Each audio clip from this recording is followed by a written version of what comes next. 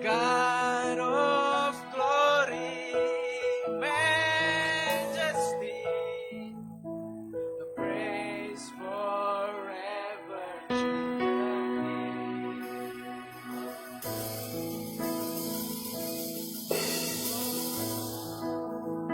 Sembah Dia, sembah Dia. Holy Lord, karena kasih-Mu Tuhan, hanya kasih-Mu Tuhan.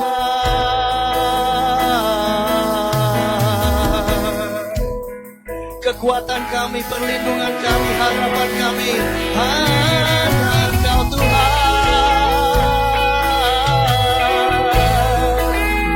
Hanya di dalam-Mu ada sukacita, ada kemenangan, sorak-sorai kegirangan hidup kami.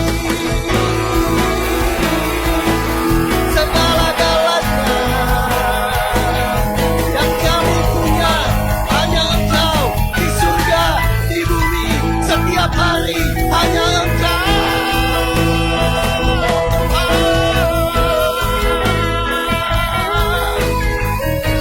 Yes Lord, thank you Lord. Kami bersyukur Tuhan.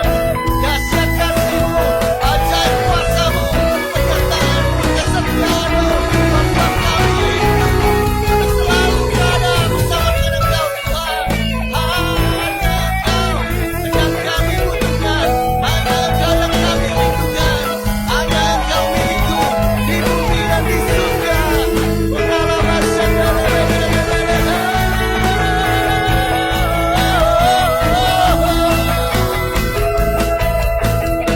Jesus, Jesus,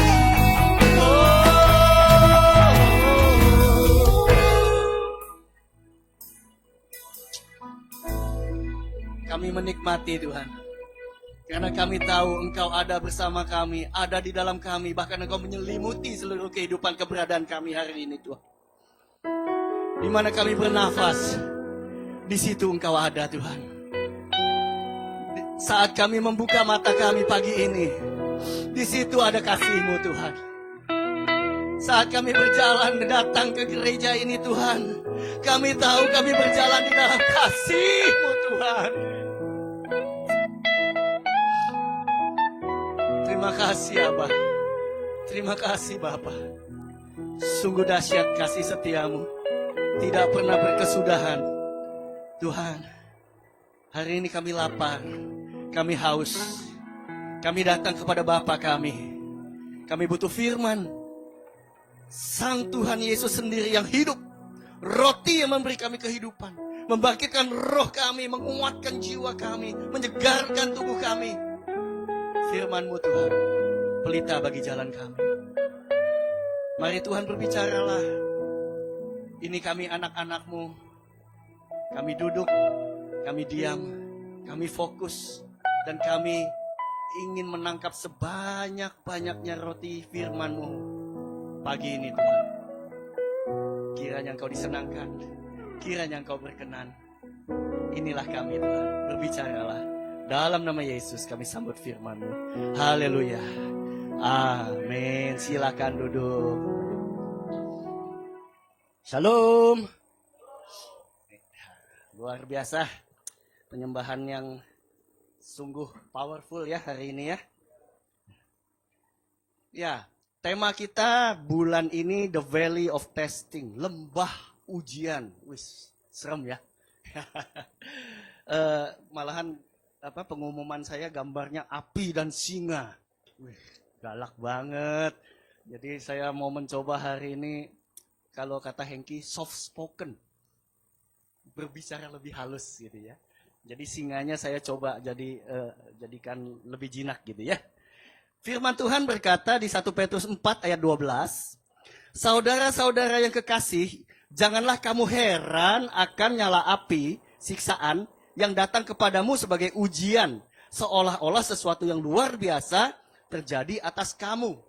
Jadi tema besar kita bulan ini adalah mempersiapkan jemaat untuk tidak terkejut kalau ada sesuatu hal yang besar yang sepertinya menyulitkan itu terjadi, gitu ya. Nah, kemarin kita tanggal 14 Februari, ya. 14 Februari hari apa, Bapak Ibu? Hari Sabtu.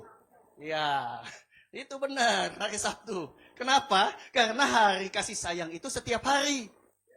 Buat apa kalau tanggal 14 Februari kita ajak pasangan ke restoran mahal, kasih bunga, kasih coklat, pakai lilin, besoknya berantem. Besoknya ribut. Buat apa?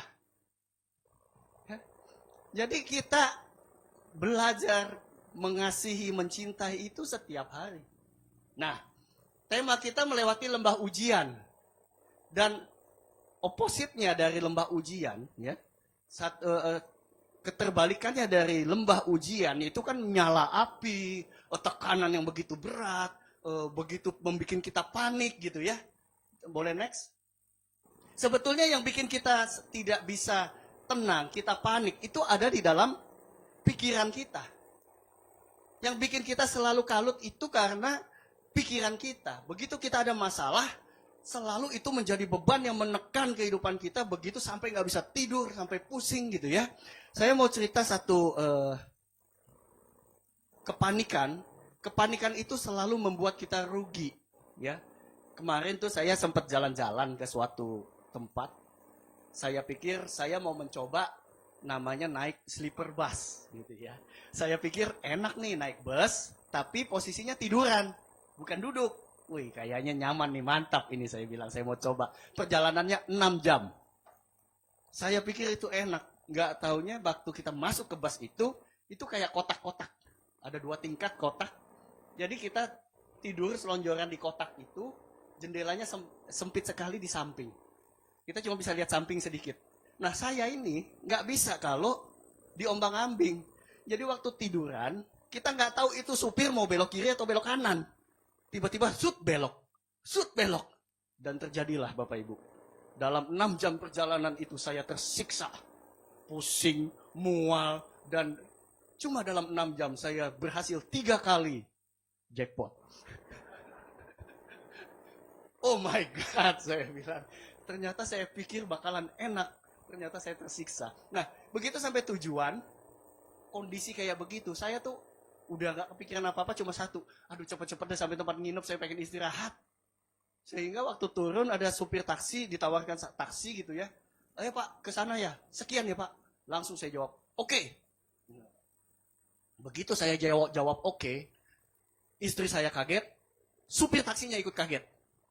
Kenapa? Dia bilang, kok gak ditawar ya?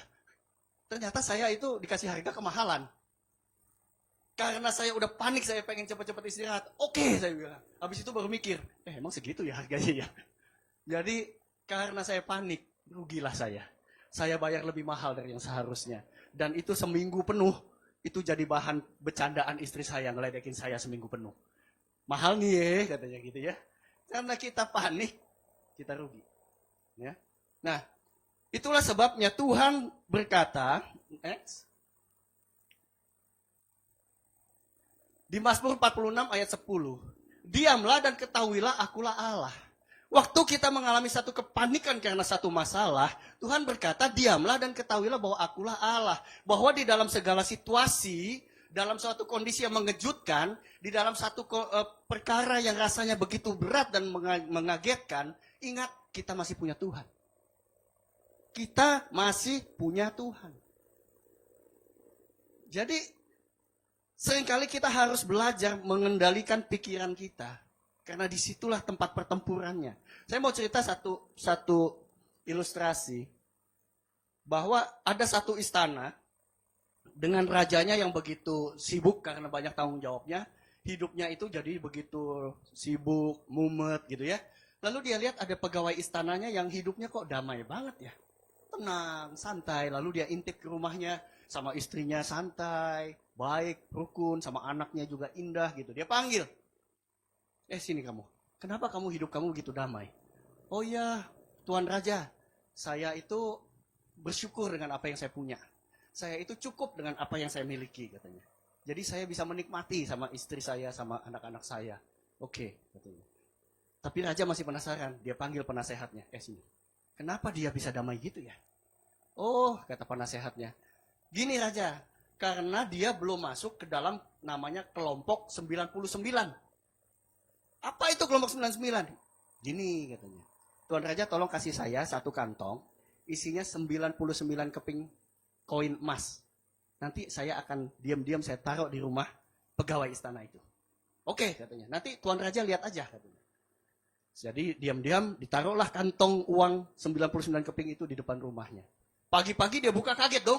Wih, ada uang emas. Langsung dia buka hitung. 99. Ini kayaknya aneh deh. Ini orang kalau ngasih harusnya 100. Kenapa 99 nih? Ini aneh nih. Ada yang ngambil nih. Ini pasti ada yang ngambil nih. Katanya. Ini jangan-jangan istri saya bangun lebih pagi nih. Lihat duluan, dicomot dulu satu nih.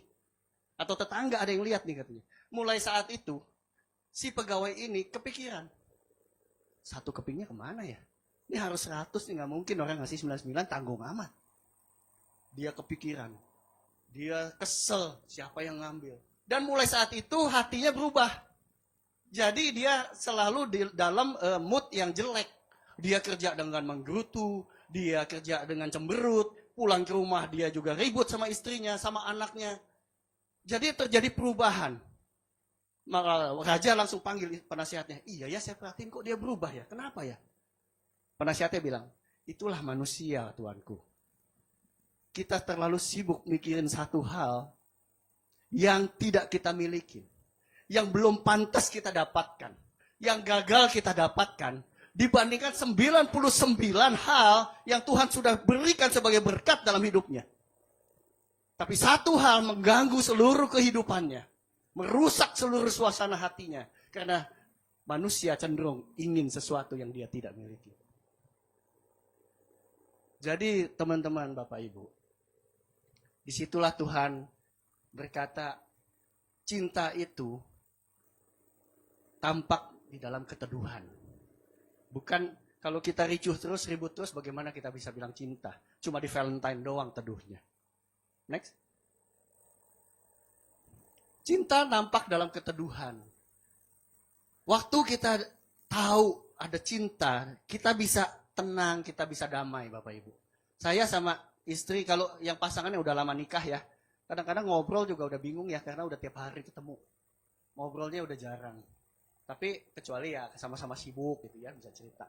Tapi seringkali kita cuma duduk. Saya sama istri kadang-kadang cuma duduk. Dia nonton film dia, saya nonton film saya. Nggak ngobrol. Tapi kami teduh. Karena kami tahu, dia cinta saya dan saya cinta dia. Kita duduk diam, walaupun kadang-kadang juga saling ledek, tapi kita tahu bahwa dalam segala kondisi apapun, kami memiliki satu sama lain, kami mencintai satu sama lain. Sehingga itu cukup buat kami. Jadi, untuk kita bisa melewati lembah ujian yang begitu panas, yang begitu penuh dengan gejolak, yang begitu penuh dengan kepanikan, kita perlu yang namanya keteduhan. Makanya Tuhan bilang, diamlah. Diamlah dan ketahuilah. Apalagi para pendeta nih. Seringkali jemaat datang tuh langsung bawa berondong kita dengan masalah. Betul ya Pak ya? Pak, saya begini Pak, begini. Seandainya saya ini adalah pemazmur, dia datang, Pak, masalah saya begini Pak, ini belum selesai Pak. Aduh, kemarin ada masalah ini belum selesai, hari ini ada masalah begini. Kalau saya pemazmur, saya bilang, diamlah. Saya juga pusing dengerin kamu gitu ya. Diamlah dan ketahuilah kita punya Allah. Nah, beban pendeta bisa berkurang banyak Pak kalau kita bisa jawab begitu Pak. Ya, next. Tuhan ingin kita teduh. Karena di dalam keteduhanlah kita bisa mendapat kekuatan. Ya. Next. Ini enak kalau saya bisa pencet sendiri.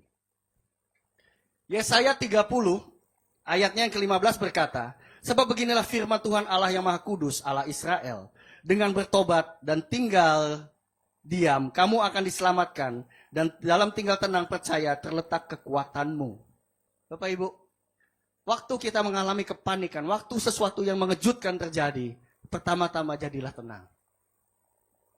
Ada kisah seorang pilot baru, kopilot ya, sedang menerbangkan pesawat dengan instrukturnya pilot yang sudah pengalaman.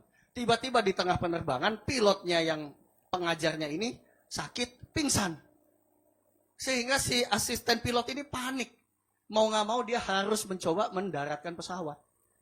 Dia kontaklah ke menara di bandaranya. Tolong katanya. Pilotnya pingsan, saya mesti mendarat. Bagaimana caranya? Lupa semua apa yang dipelajarin. Jadi dicoba dituntunlah oleh si menara pengawas itu. Tapi dia terus, aduh tapi ini gimana? Tariknya sampai mana? Maka karena dia panik, orang yang ada di menara pengawas itu membentak dia. Diam! Ini bagian saya memberitahu kamu. Bagian saya ngajarin kamu caranya. Kamu diam. Kamu dengar saya lakukan. Baru setelah itu, si asisten pilot ini bisa dengar. Mencoba dengan tenang. Dan akhirnya berhasil mendarat. Pak, Bu, kadang-kadang kita ini terlalu memberondong Tuhan dengan masalah kita.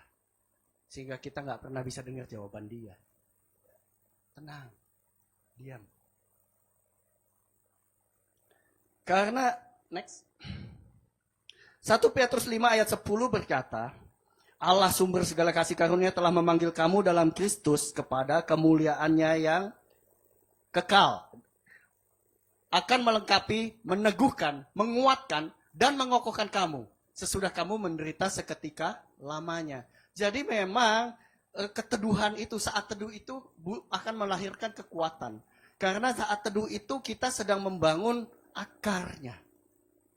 Kadang-kadang saat teduh nggak kelihatan ada hasilnya.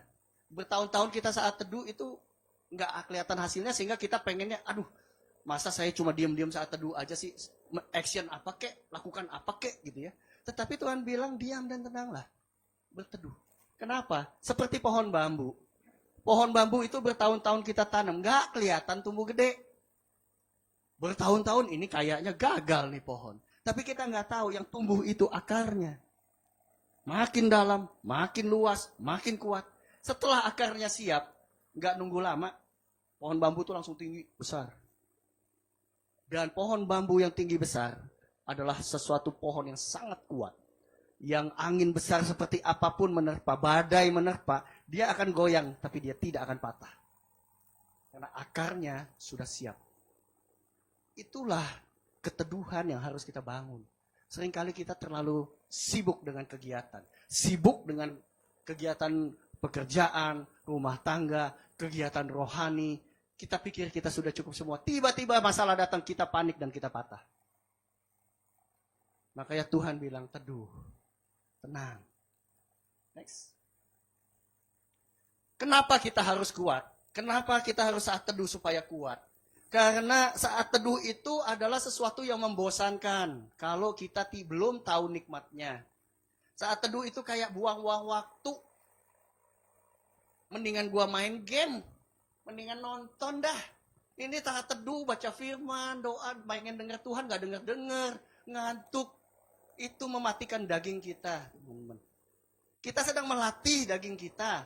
Untuk tetap menantikan Tuhan. Sebab benih, kalau tidak mati, dia tidak akan pecah.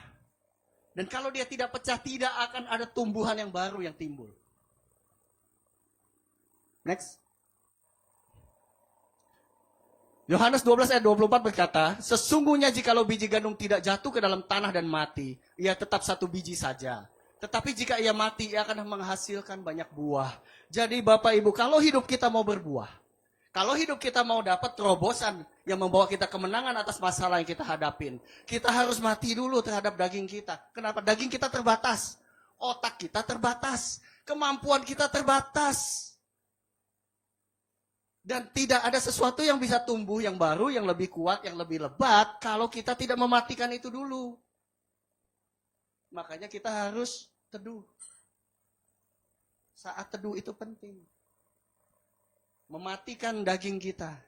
Karena memang, gini Bapak Ibu, kita tidak menjadi orang berdosa karena berbuat dosa.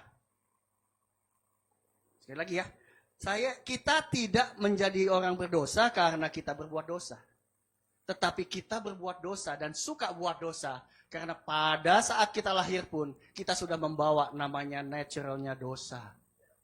Sehingga manusia suka sekali bikin dosa karena membawa naturnya dosa.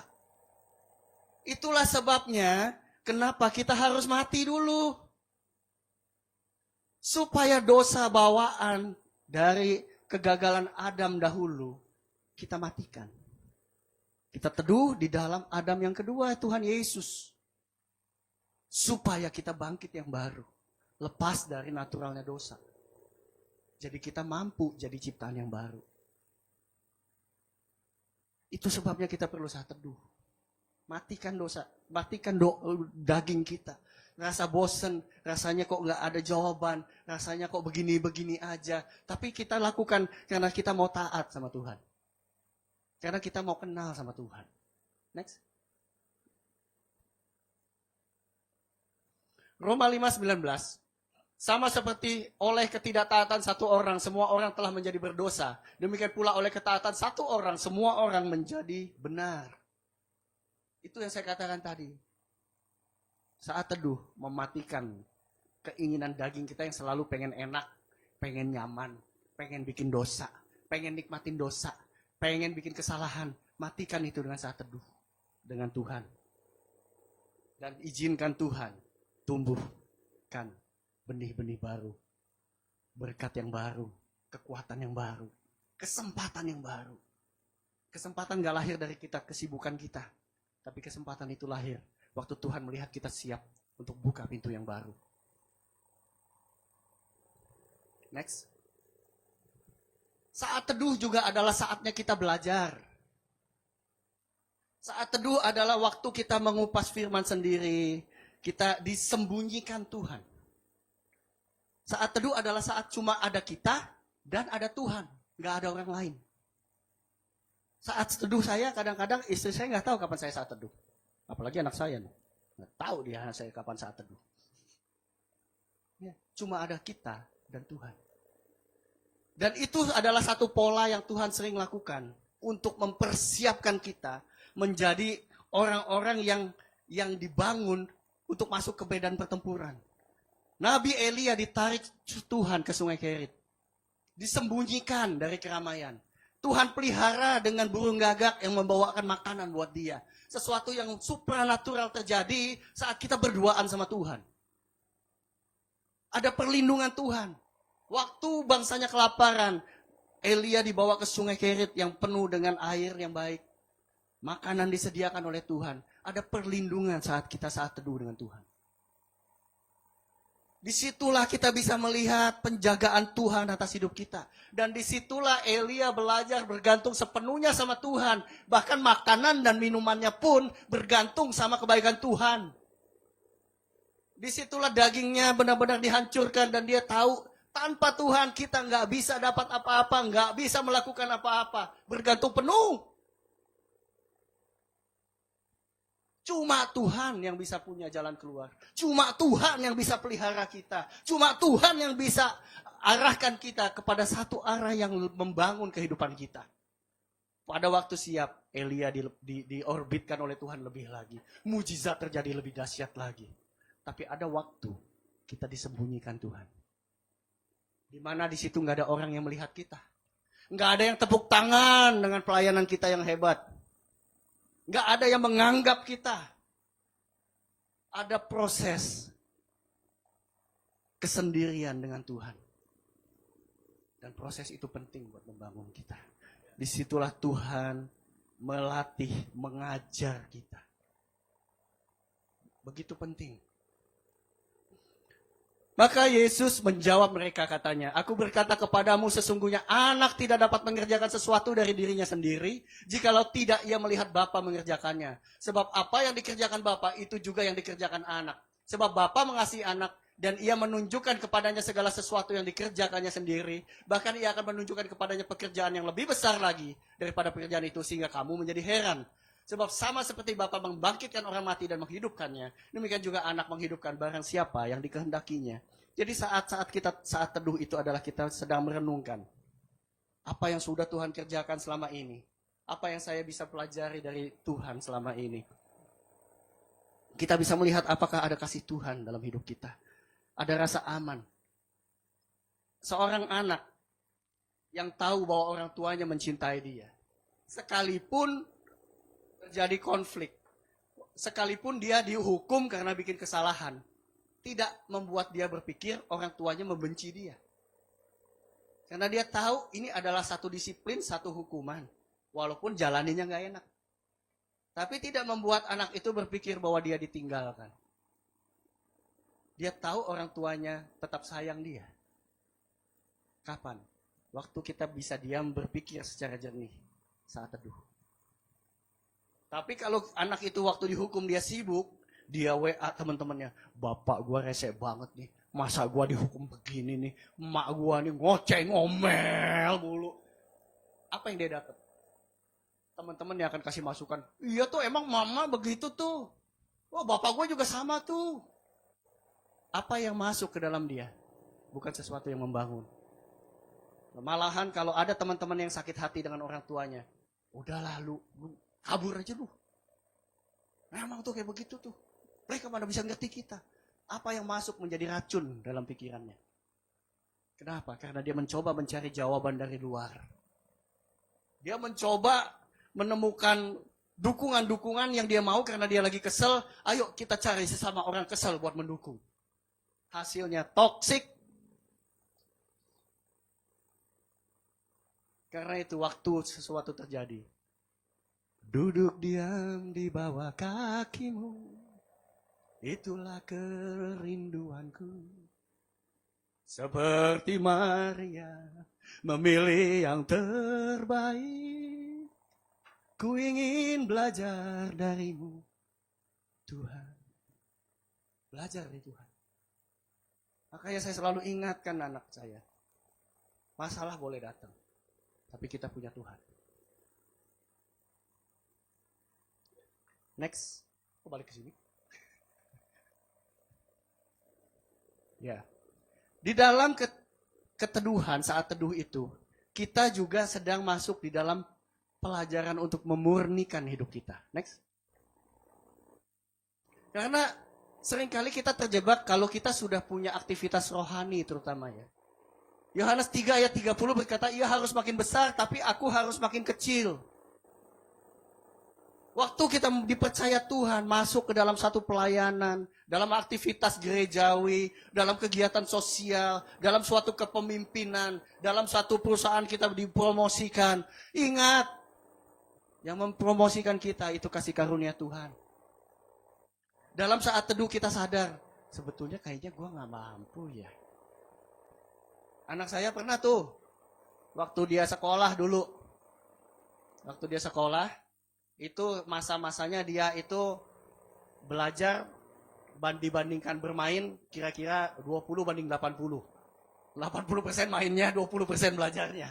Sehingga waktu itu satu kelas ada 7 orang gak naik kelas ya. 7 orang gak naik kelas, itu teman-teman mainnya dia banyak. Semuanya teman main dia yang gak naik kelas. Tapi dia naik kelas. Lalu dia datang, dia bilang, itu padahal yang gak naik kelas ya, ada yang nilainya lebih bagus dari aku loh. Kok aku naik ya? Kenapa? Ya kayaknya karena papi doanya kencang katanya. Ya, jadi waktu kita belajar melihat ya, itu ada kasih karunia. Dan kasih karunia itu dialamin, bukan cuma kita, tapi sampai keturunan kita. Dan Tuhan juga mengajarkan dia bahwa doa orang tua itu besar kuasanya, besar pengaruhnya. Dan dari situ dia belajar bahwa doa itu ada kuasanya, bukan cuma kegiatan rohani yang membosankan. Aku naik kelas, temen aku gak naik kelas, dia nilainya lebih bagus dari aku lebih jelek, tapi aku naik. Ya itu saya bilang kedaulatan Tuhan lah. Anugerah buat kamu gitu ya. Ya, nah, next. Karena itu kita harus, di saat teduh itu kita menilai diri kita. Kita tahu dikatakan Tuhan di dalam aku dan aku di dalam dia. Tapi Tuhan di dalam aku itu sebagai apa? Apakah Tuhan itu sebagai pemilik hidup kita? atau Tuhan itu tamu dalam hidup kita. Kalau pemilik, dia berhak kemanapun, ngacak-ngacak dimanapun itu bebas. Dia mau masuk kamar tidur silahkan, kamar mandi boleh, mau ke gudang oke, bahkan mau ke genteng pun boleh. Namanya pemilik. Tapi kalau dia cuma tamu, kita akan batasin. Tuhan, kamu di sini ya. Tapi kalau di sini, ini saya masih sakit hati sama mertua. Kamu gak usah masuk sini Tuhan. Kalau di sini, saya itu masih iri loh. Kenapa teman saya yang dipromosi, saya enggak. Gajinya naik, saya enggak. Saya masih enggak bisa terima. Tuhan, jangan masuk sini. Saya masih enggak terima ini kenapa itu orang begitu jahatnya sama saya. Padahal saya udah baik kok sama dia. Tuhan, jangan masuk sini. Di sini aja Tuhan. Di bagian sini saya itu rajin pelayanan. Di bagian sini saya itu orang yang suka sosial bagi-bagi. Nah di sini aja Tuhan. Tapi jangan lihat bagian yang lain dalam hidup saya Tuhan. Apakah Tuhan pemilik atau Tuhan cuma tamu dalam hidup? Kalau pemilik dia berhak melihat, wah ini jelek, saya ganti ah. Wah ini ada luka, saya balut ya. Tuhan berhak sebagai pemilik. Next. Di dalam pemurnian kita bisa melihat, dalam pelayanan yang kita kerjakan, dalam tindakan apapun yang kita kerjakan, apakah orang semakin kenal kamu, atau orang semakin kenal ada Tuhan dalammu. Seringkali terjebak, kita suka sekali mengungkit-ungkit hal-hal baik yang pernah kita kerjakan. Kita suka sekali mengulang-ulang, saya tahu nggak, saya doain kamu semalaman. Saya puasa lu buat kamu. Saya itu ya kemarin baca 30 pasal. Suka sekali kita menggembor-gemborkan apa yang kita kerjakan. Dan kita suka ungkit-ungkit kebaikan. Apalagi kalau orang yang kita kasih kebaikan, hari ini bikin kita kecewa. Hari ini bikin kita kesel. Langsung. Lu gak inget ya dulu ya? Ingat gak lu dulu gue bantu? Ingat gak lu dulu gue kasih utang? Gue gak tagih lagi. Ingat gak lu dulu? Lu sakit siapa yang tolong? Kita suka sekali ungkit-ungkit. Jadi yang dikenal siapa? Kita tidak mampu melakukan kebaikan kalau bukan Tuhan yang memberikan kemampuan itu.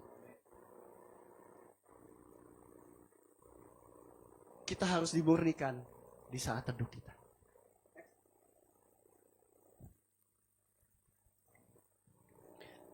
Di dalam saat teduh itu kadang-kadang kita bosen karena kayaknya gitu ya, baca firman, nyanyi-nyanyi, doa. Ya. Tetapi tahukah bahwa di dalam saat teduh itu kita juga sedang menguji iman kita dengan kejujuran.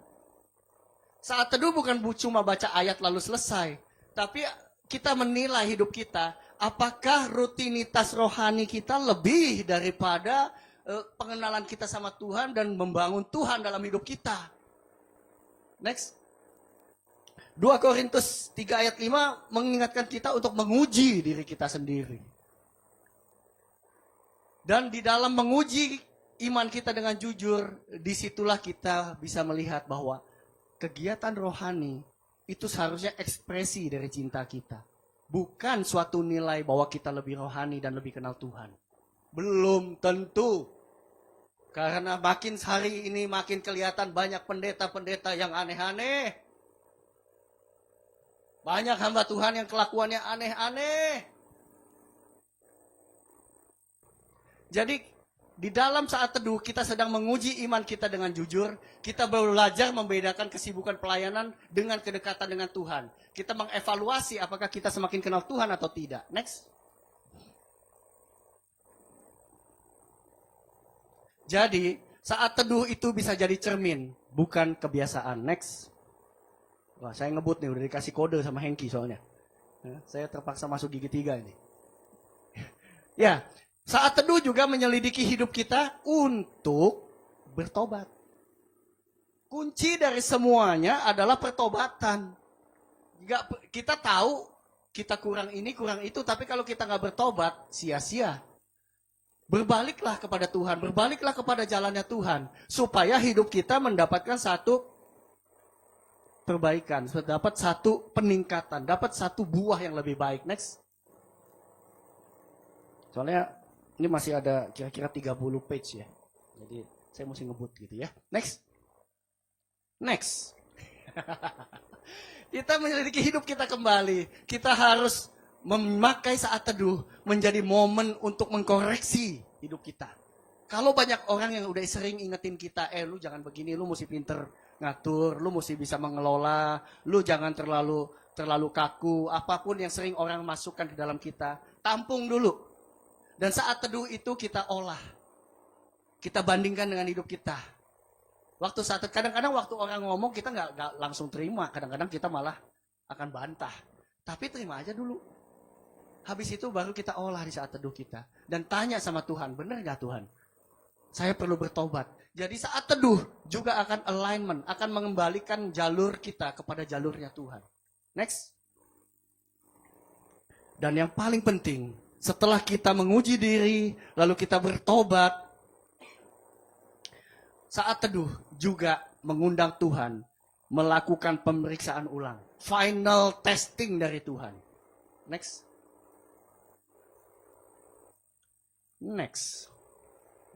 Iya. Oke. Jadi saat teduh itu bukan sesuatu yang ritual yang berulang-ulang. Tapi itu adalah satu dialog dengan Tuhan. Waktu kita periksa diri kita, minta Tuhan untuk bisa mampukan kita melakukan pertobatan, memperbaiki kehidupan, dan terakhir undang Tuhan untuk memeriksa kita. Apakah kita sudah lebih baik? Ngobrol sama Tuhan. Next. Dan inilah yang Tuhan bilang tadi, diam dan ketahuilah. Cukup. Bapak Ibu, di saat valley of testing, lembah ujian, lembah yang penuh api, penuh gejolak, penuh tekanan. Satu kekuatan yang kita bisa dapatkan untuk melewatinya. Ketahuilah bahwa kita dicintai. Kita harus tahu kalau kita itu dicintai. Barulah kita merasa aman. Ada satu kejadian waktu anak saya SMP. Waktu itu dia pingin sekali namanya iPod. Oh ya iPod ya, kayak mainan untuk apa? Lagu-lagu zaman dulu. Dan itu barangnya mahal dulu. Waktu itu keuangan saya belum baik. Tapi saya pengen ngasih hadiah buat anak saya. Jadi beberapa bulan sebelum dia ulang tahun, saya mulai nabung. Nabung. Lalu diberikan waktu dia ulang tahun, saya berhasil belikan, saya kasih dia. Wih, happy. Kemana-mana dibawa. Tapi umurnya nggak lama. Cuma waktu kayaknya semingguan ya. Ada acara di sekolahnya, dia bawa itu, dia taruh di kelas, dia pergi ke toilet, waktu balik barangnya sudah hilang. Dan pulanglah dia menerima serangan dari mamanya. Saya dan mamanya bilang, kamu ngomong sama papi kamu. Kamu gak tahu ya papi kamu udah nabung susah payah buat kamu. Kamu sembrono banget, hilangin itu barang. Kamu ngomong sama papi kamu. Saya belum pulang waktu itu, saya pulang malam karena olahraga. Waktu saya sampai rumah, disambutlah. Pintunya tiba-tiba dibukain. Biasanya saya pulang tuh buka sendiri Bapak Ibu. Ini dibukain pintunya sama anak saya dengan nangis. Papi, iPodnya hilang. Bapak Ibu, anak saya waktu bikin kesalahan itu, dia sudah siap menerima konsekuensi. Papi mau hukum saya apa? Papi bakalan marah kayak apa? Mungkin lebih dari mami atau gimana. Tapi pada waktu itulah saya diingatkan Tuhan. Itulah momen di mana Tuhan memberikan satu peneguhan. Apa yang saya lakukan kepada dia? Saya peluk dia. Dan saya bilang, yang papi sayangin itu bukan iPodnya. Yang papi sayang itu kamu. iPod bisa kita beli lagi. Tapi cinta papi nggak berkurang karena kamu hilangin. Apa yang saya pelajarin? Jadilah teduh sebab kamu dicintai. Apakah hari ini kita masih nyimpan dosa? Apakah hari ini kita masih menyimpan kemarahan sama Tuhan? Apakah kita masih menyimpan kekecewaan sama Tuhan? Dengar hari ini. Tuhan tidak kurang cintanya sekalipun kamu sedang membuat kesalahan hari ini.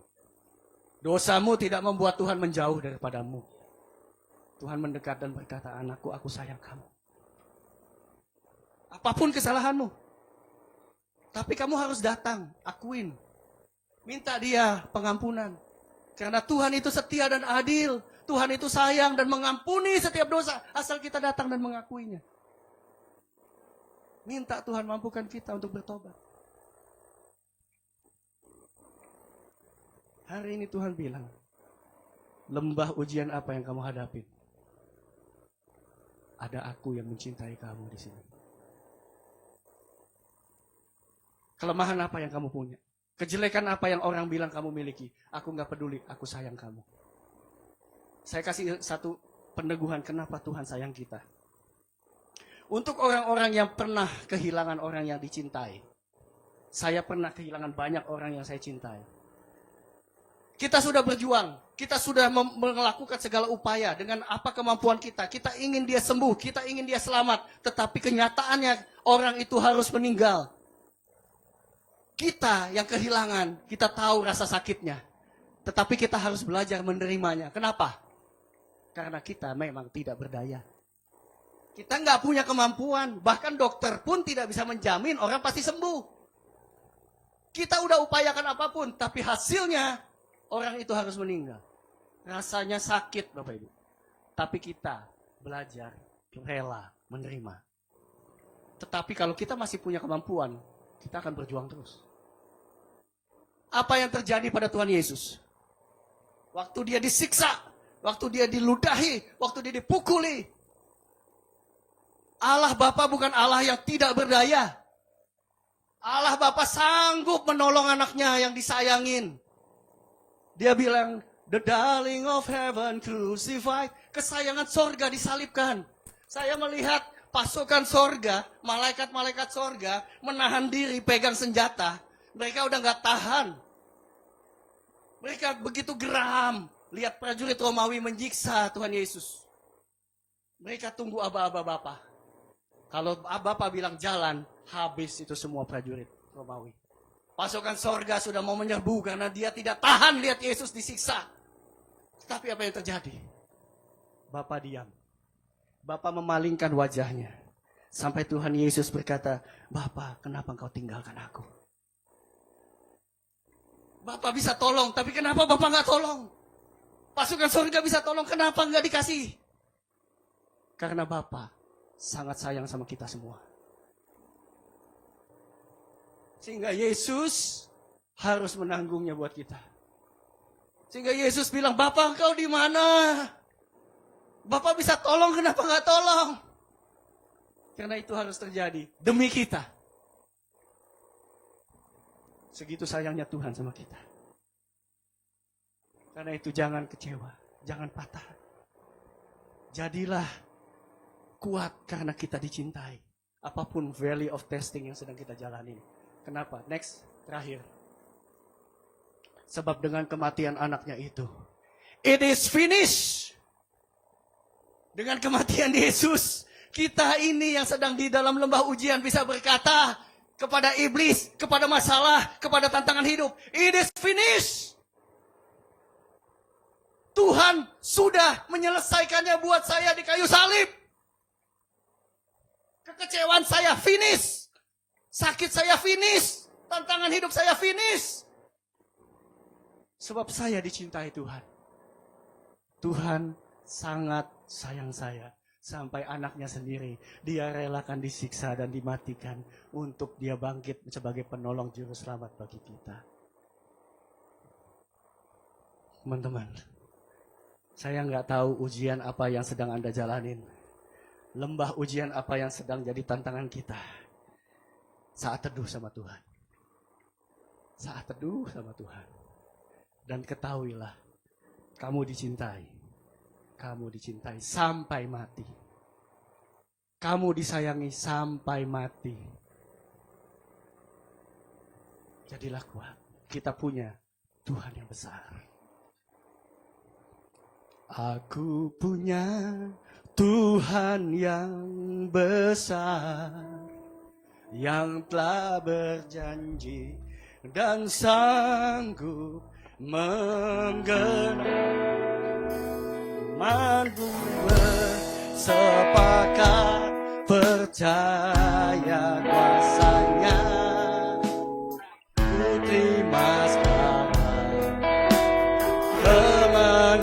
Ayo kita bangkit berdiri.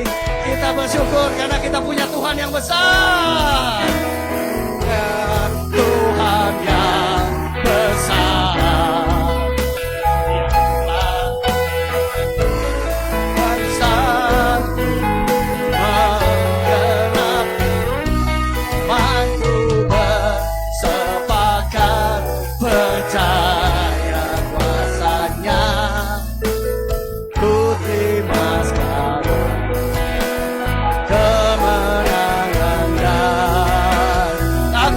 Tuhan yang besar.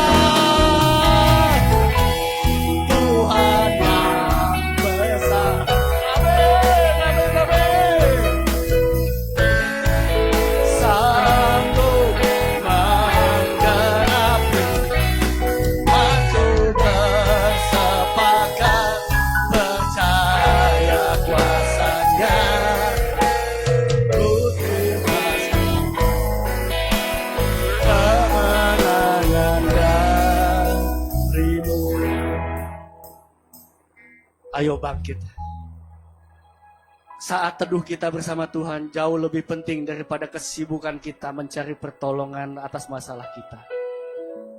Waktu kita panik kita tidak bisa melihat jalan keluar. Tuhan selalu menunggu anaknya datang, mendekat, duduk di bawah kakinya. Tuhan butuh kita sebagai anak yang hadir, merindukan bapaknya. Bukan sebagai anak yang sibuk dengan semua kegiatannya sendiri dan berusaha menolong dirinya dengan kepandaian dan kekuatan. Kepandaian-kekuatan yang Tuhan kasih buat kita. Kita dicintai sampai mati. Kita dicintai tanpa batas. Kesalahanmu, dosamu jangan membuat kamu jauh dari Tuhan. Datanglah, bertobatlah, sebab Dia menerima kamu dengan tangan terbuka. The valley of testing, itu adalah ujian yang bukan bertujuan menghancurkan kamu, tetapi bertujuan untuk melahirkan kamu yang baru, yang kuat, yang mampu, yang disempurnakan, yang didewasakan, sehingga dimanapun kamu berada, kamu bisa menyatakan nama Tuhan, kemuliaan bagi Tuhan, bukan kamu, tetapi Tuhan yang akan dipermuliakan dari kehidupanmu. Kiranya Tuhan memberkati kita semua dan membantu kita mengenal Dia dan menang atas setiap lembah kekelaman hidup kita. Tuhan Yesus berkati. Amin.